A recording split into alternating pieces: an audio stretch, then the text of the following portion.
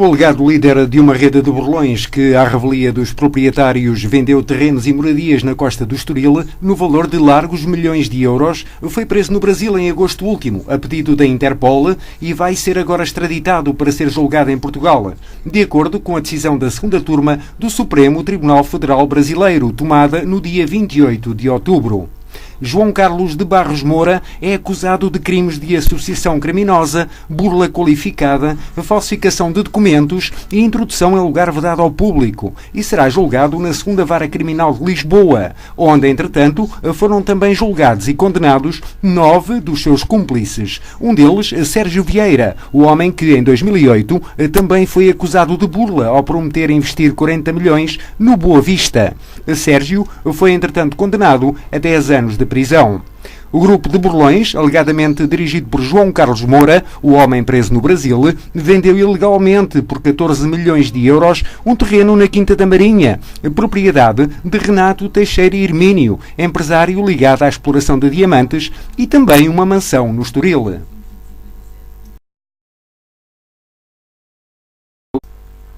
Um antigo tesoureiro da Junta de Freguesia da Parede e 5 também então funcionários da autarquia foram acusados pelo Ministério Público de desvios de dinheiros públicos para fins pessoais, na ordem dos 410 mil euros. A revelação é feita pelo Jornal Público, que acrescenta que o antigo tesoureiro requereu, entretanto, a abertura da instrução do processo, o que significa que só depois de terminada essa fase é que o juiz de instrução criminal tomará uma decisão. A quase totalidade das responsabilidades é atribuída ao ex-tesoureiro, que renunciou ao cargo em novembro de 2010, após a descoberta do caso, que terá defraudado os cofres da Junta entre 2007 e 2010. A acusação considera que muitas destas atuações terão sido realizadas com pleno conhecimento e acordo do então presidente da Junta, Carlos Almeida, entretanto falecido no verão de 2010, o que, segundo ainda o jornal O Público, explica o facto de não ser responsabilizado criminalmente pelo Ministério Público. Já a filha do ex-presidente, que trabalhava na tesouraria da Junta, é acusada de ter beneficiado de empréstimos ilegais da autarquia num valor superior a 30 mil euros que não terá devolvido.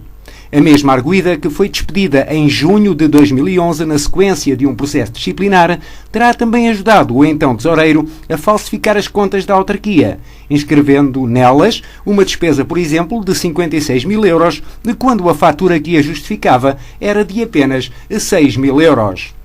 Os restantes 4 arguidos são responsabilizados apenas por terem beneficiado de pequenos empréstimos autorizados ilegalmente pelo Presidente e pelo Tesoureiro, entre os 200 e os 6 mil euros, sendo que alguns deles foram integralmente reembolsados. Nos termos da acusação proferida pelo Ministério Público e até agora desconhecida dos membros da Assembleia da atual União de Freguesias de Carcavelos e Parede, autarquia que resultou da fusão das duas juntas anteriores, o antigo tesoureiro terá praticado 7 crimes de peculato e 3 de falsificação de documento agravados. A filha do ex-presidente terá cometido um crime de peculato e um de falsificação de documento. Os restantes arguidos são acusados, cada um, de peculato.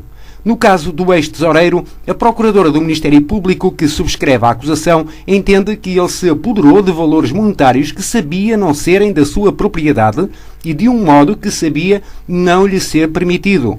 Para além do levantamento de elevados valores em dinheiro da Caixa da Junta, o mesmo arguido terá transferido durante 3 anos, entre setembro de 2007 e agosto de 2010, uma média de 7 mil euros de uma conta bancária da Junta para contas pessoais. O despacho de acusação indica também que o antigo tesoureiro procedeu à manipulação continuada da contabilidade da Junta, duplicando o lançamento de faturas e fazendo constar da escrita factos falsos, com o objetivo de escapar ao controle do Tribunal de Contas.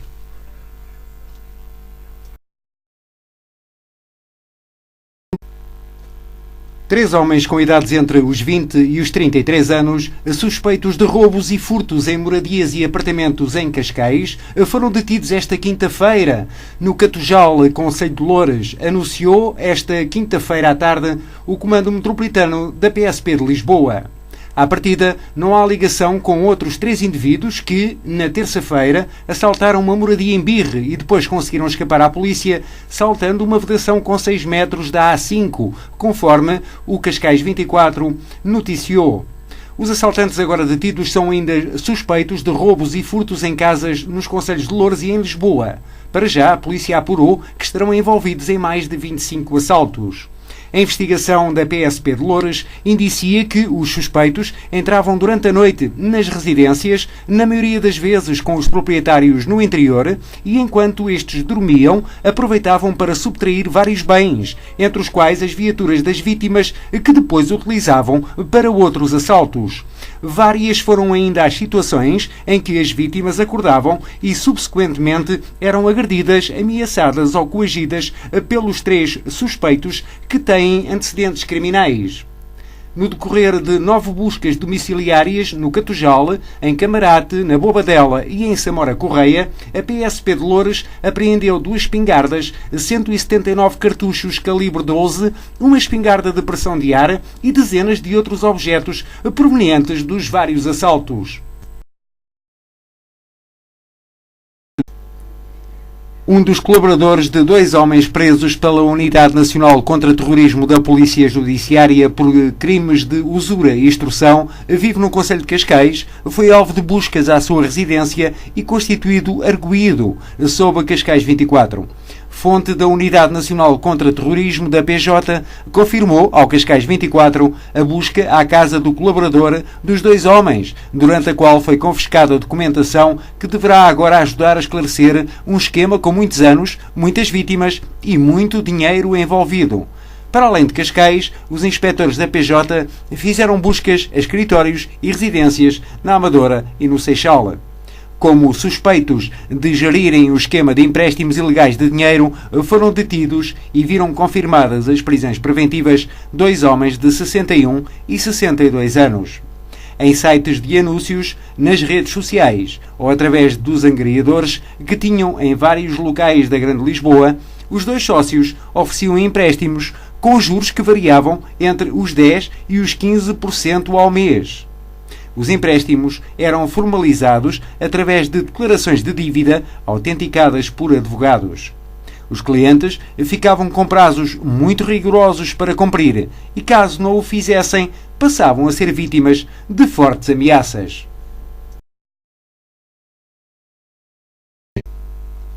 Uma operação de fiscalização rodoviária na Avenida Piemonte, no Monte Estoril, culminou na detenção de um jovem de 20 anos que, para além de não possuir carta, seguro nem inspeção periódica da viatura que conduzia, transportava na mesma um bastão e réplica de uma arma de fogo, bem como um par de luvas pretas. Confrontado pelos agentes da PSP, o jovem alegou que era para impressionar, pois desde criança que sonhava ser polícia. Presente ao Ministério Público de Cascais, saiu com termo de identidade e residência e apresentações periódicas.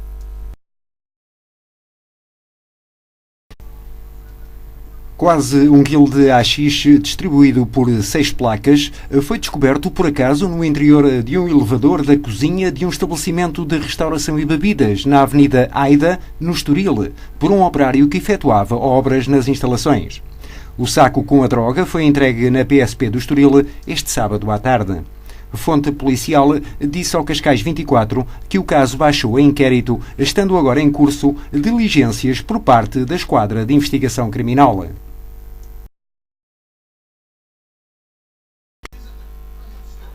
A mansão do banqueiro Ricardo Salgado, na Boca do Inferno, em Cascais, foi um dos 41 locais alvo de buscas da Polícia Judiciária e da Autoridade Tributária esta quinta-feira de manhã, no âmbito de investigações relacionadas com uma queixa-crime formalizada em setembro pelo Banco de Portugal ao Ministério Público, por atos de gestão do Banco Espírito Santo ao longo dos últimos anos, que alegadamente poderão configurar crimes de burla, falsificação de contabilidade, branqueamento de capitais, abuso de confiança e fraude fiscal qualificada. Os inspectores da Unidade Nacional contra a Corrupção e da Autoridade Tributária entraram pelo portão da rua Pedra Nau, que lhes foi aberto por uma empregada do banqueiro. O resultado da busca não foi revelado, mas Cascais 24 sabe que incidiu no escritório particular de Ricardo Salgado. São novas buscas depois das realizadas em julho, durante as quais o banqueiro foi detido e libertado com uma caução de 3 milhões de euros no final de um interrogatório que durou mais de 6 horas.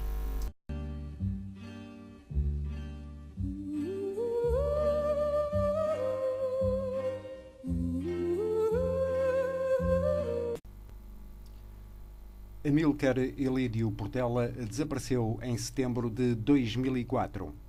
Reformado da TAP, desapareceu da sua residência pelas 17 horas, conduzindo a sua viatura marca Peugeot 306 cinzento, que veio a ser encontrada abandonada no dia 22 de setembro, 8 dias depois do seu desaparecimento, no parque de estacionamento do restaurante Montemar, na estrada Cascais-Guincho. Vestia fato de treino azul escuro, t-shirt azul escura lisa e calçava ténis brancos e azuis, marca Puma. Usava uma aliança de casamento com o nome da esposa, Maria Emília, e a data de 2/10/82 gravados. A estar vivo, Amílcar Elídio Portela conta atualmente 68 anos.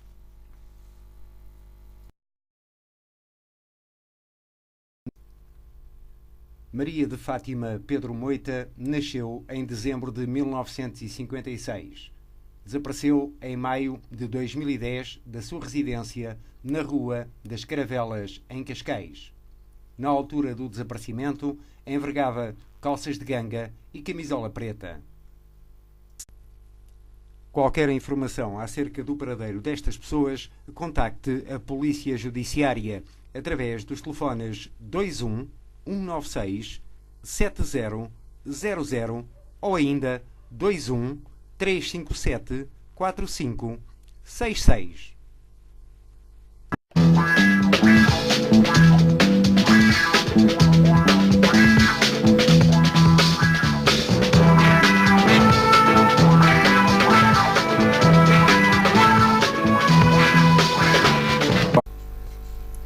A Autoridade Tributária e Aduaneira, num aviso publicado no seu portal, esclarece que está a circular uma mensagem a publicitar um site com o título Novo Portal de Finanças Online.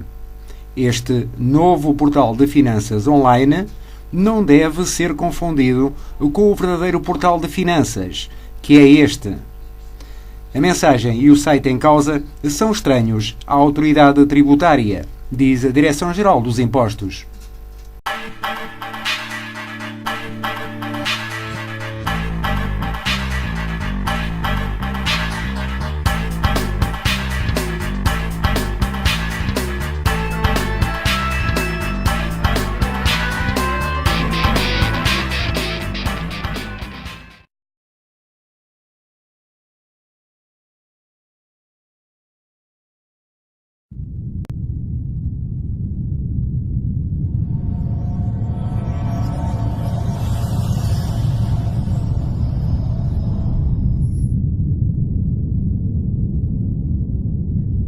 A Polícia Judiciária comemora agora a inauguração da sua nova sede. Ao longo dos 68 anos desde a sua criação, a 20 de outubro de 1945, a par do seu crescimento e da sua especialização em evolução técnico-científica, conheceu também como casa vários edifícios na cidade de Lisboa. A sua antecessora, a Polícia de Investigação Criminal, estabelecera-se em 1927 no Palacete do Turel, adquirido nesse ano pelo Ministério da Justiça ao Conde de Castro Guimarães. Já anteriormente, a PIC estivera no antigo edifício do Governo Civil e durante alguns anos na Calçada da Estrela. Contudo, em poucos anos, o chalé do Turel, desenhado pelo arquiteto José Luís Monteiro, revelar-se-ia insuficiente para uma polícia cada vez mais solicitada. De forma a suprimir o estrangulamento das instalações do Turel, inicia-se a 23 de julho de 1951 a execução do projeto do arquiteto Rodrigues de Lima. Além da utilização de mão de obra prisional na construção do edifício, todo o seu mobiliário foi também executado em diversas oficinas de cadeias do país.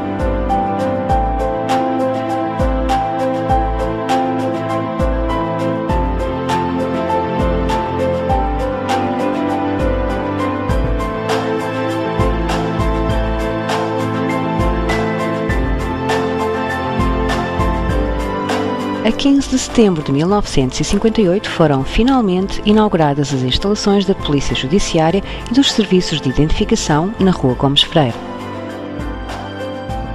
Bem apetrechadas e grandiosas para a época, vieram representar por algumas décadas a solução para o problema da falta de espaço que há muito assolava a instituição. Com os seus circuitos de trabalho pensados e adaptados aos então novos processos de investigação criminal, o edifício manteve, até hoje, as suas características funcionais. Pouco antes da inauguração, em 1957, foram criadas a Escola Prática de Ciências Criminais, a Biblioteca, um Museu Criminalístico e o Laboratório de Polícia Científica. A síntese das então melhores práticas de ensino policial e de criminologia praticadas na Europa, bem como o apetrechamento do Laboratório e da Polícia Científica, permitiu colocar a Polícia Judiciária e o país na vanguarda da investigação criminal. A criação do laboratório com competências em várias áreas seria, desde então, importantíssima em termos de autonomia e de rapidez da resposta da Polícia Judiciária.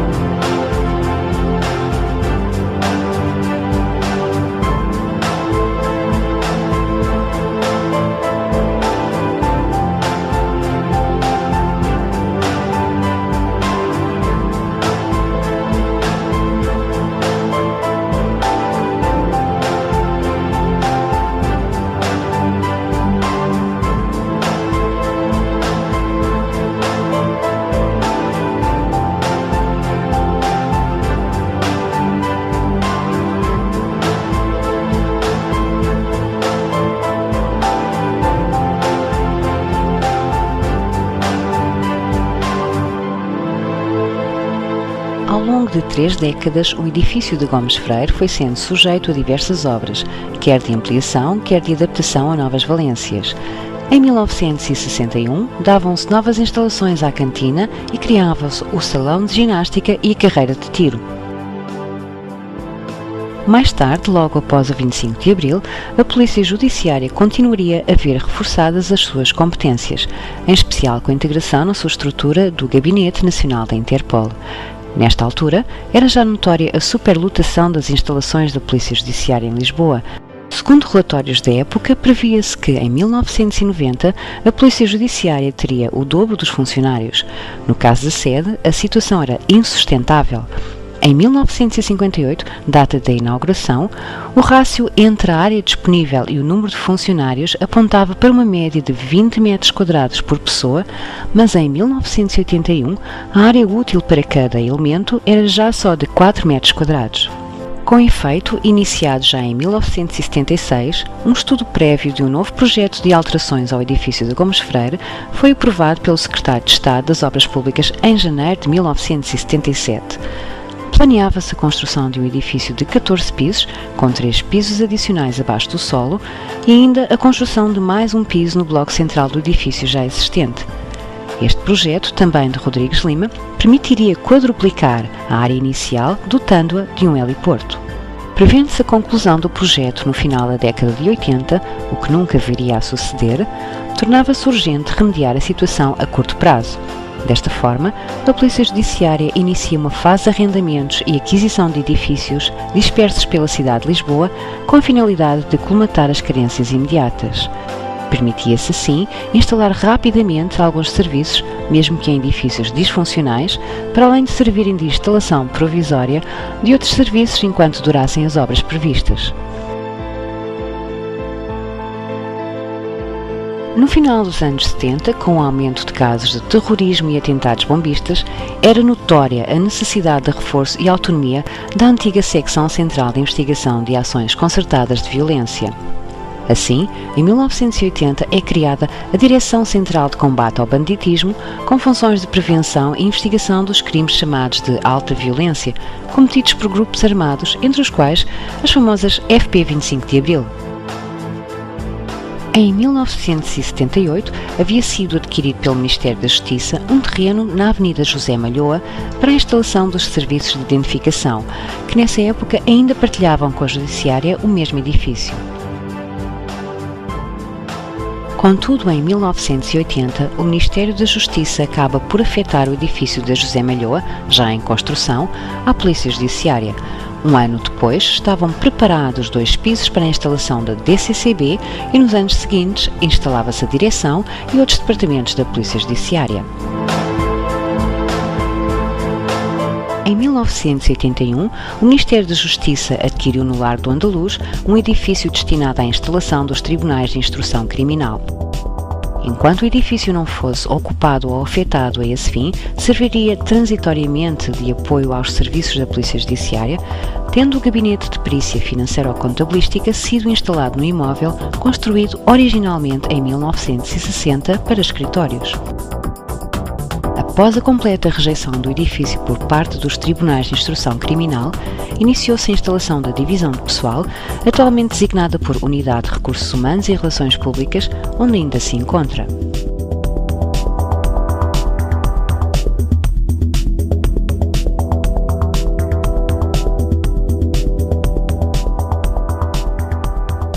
Em 1982, funcionava na Rua Conde Redondo o Centro de Investigação e Controle da Droga, organismo da Presidência do Conselho de Ministros. A quando da integração deste organismo na estrutura da Polícia Judiciária, ficaria o imóvel a pertencer à Secção Central de Investigação do Tráfico de Estupefacientes da PJ. Em 1986, adquiriram-se as antigas instalações da Embaixada dos Estados Unidos da América na Avenida Duque de Lolé. Após as obras de recuperação e adaptação de um edifício construído originalmente em 1948 para habitação, nelas se instalaram os serviços de combate ao tráfico de estupefacientes, bem como os serviços anticorrupção e os de investigação das infrações económico-financeiras.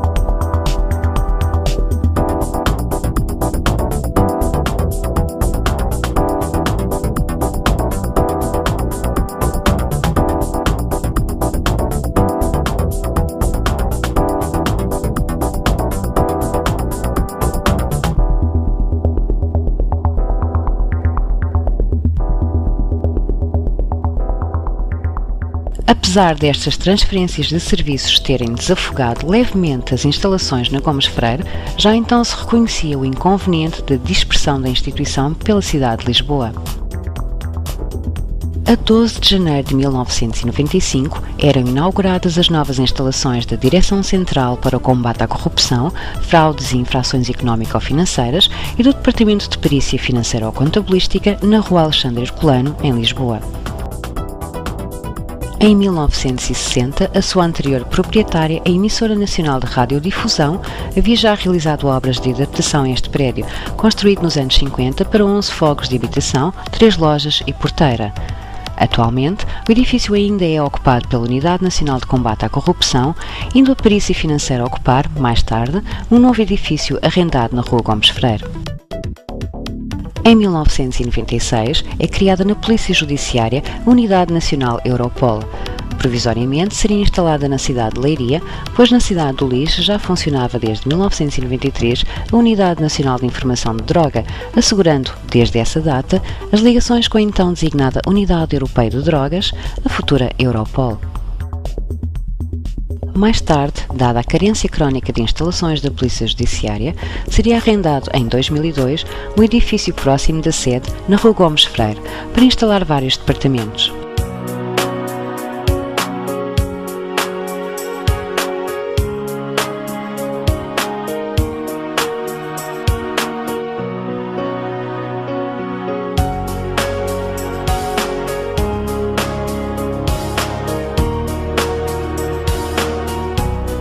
Atualmente, a Europol e a Interpol, agora reunidas na Unidade de Cooperação Internacional, partilham este edifício com as unidades de Disciplina e Inspeção, de Perícia Financeira e Contabilística, a área de Projetos, Inovação e Conhecimento e a área de Documentação e Tradução, onde, além da documentação técnica da Polícia Judiciária, se insere também o fundo documental do conhecido Artur Varatojo.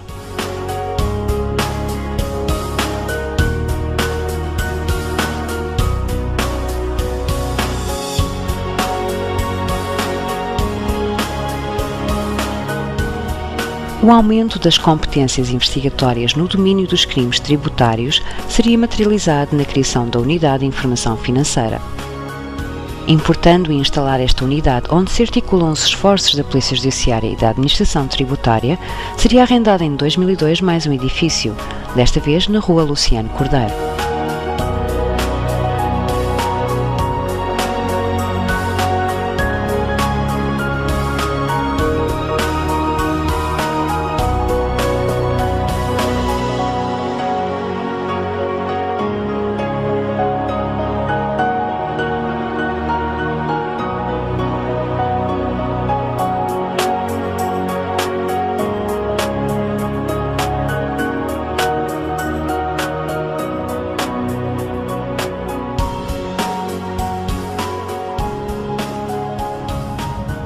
Trinta anos após o projeto visionário de Rodrigues de Lima ter ficado no papel, era imperiosa e consensual a necessidade de construção de uma nova sede, para terminar com a proliferação de unidades orgânicas instaladas em prédios adaptados, onerosos e disfuncionais, sempre apresentados como soluções provisórias.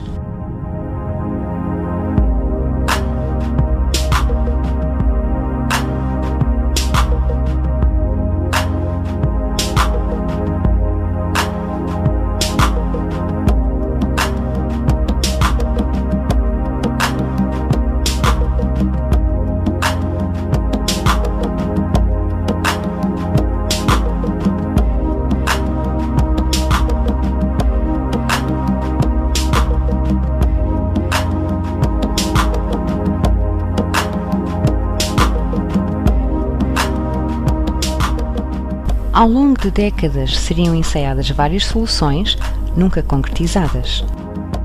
No entanto, durante os anos de 2006 e 2007, realizaram-se novos estudos técnicos, onde se incluíram deslocações e instalações de congêneres europeias e um levantamento de necessidades da Polícia Judiciária. A partir da aquisição dos terrenos da antiga Escola de Medicina Veterinária em 2008 e da autorização em julho do mesmo ano para o concurso de concessão e construção por resolução do Conselho de Ministros, todo o restante processo foi conduzido com bastante rapidez. Em julho de 2009 seria suspenso parcialmente o PDM de Lisboa por nova resolução do Conselho de Ministros e em setembro de 2009 seria iniciado o concurso através do envio do convite às empresas selecionadas e credenciadas no Gabinete Nacional de Segurança. Desse concurso resultaria a adjudicação da obra à Opway em dezembro de 2010, tendo sido assinado o contrato no mês seguinte. Em março de 2011, após a obtenção do visto do Tribunal de Contas, iniciaram-se finalmente as obras, que avançaram rapidamente.